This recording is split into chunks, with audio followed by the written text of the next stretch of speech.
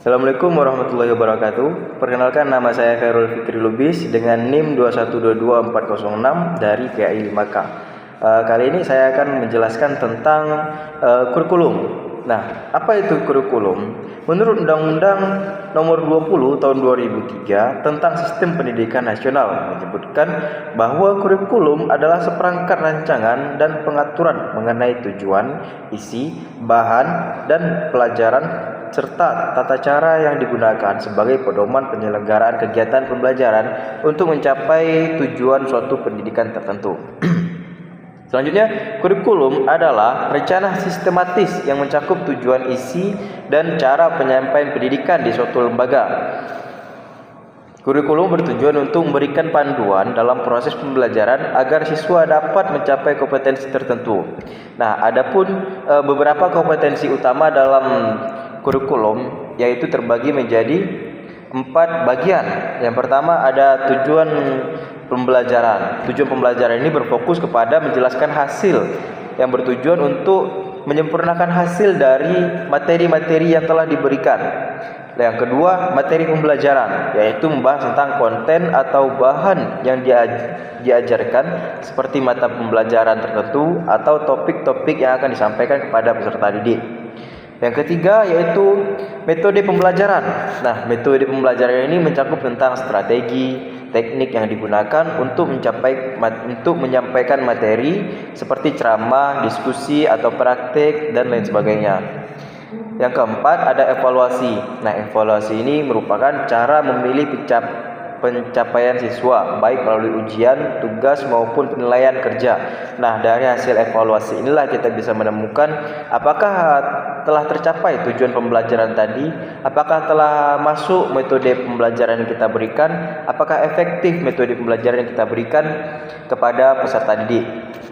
Nah, kurikulum juga dapat bersifat tetap atau fleksibel tergantung pada kebutuhan dan konteks pendidikan. Selain itu, kurikulum juga dapat disusun berdasarkan berbagai pendekatan seperti berbasis kompetensi, tematik, dan proyek.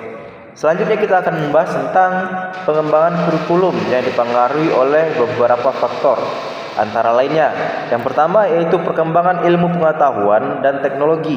Nah, tentu saja perkembangan kurikulum ini sangatlah penting untuk kemajuan dan penyesuaian pola pikir peserta didik Indonesia agar bisa menyesuaikan kemampuannya dengan perkembangan zaman dan perkembangan dunia.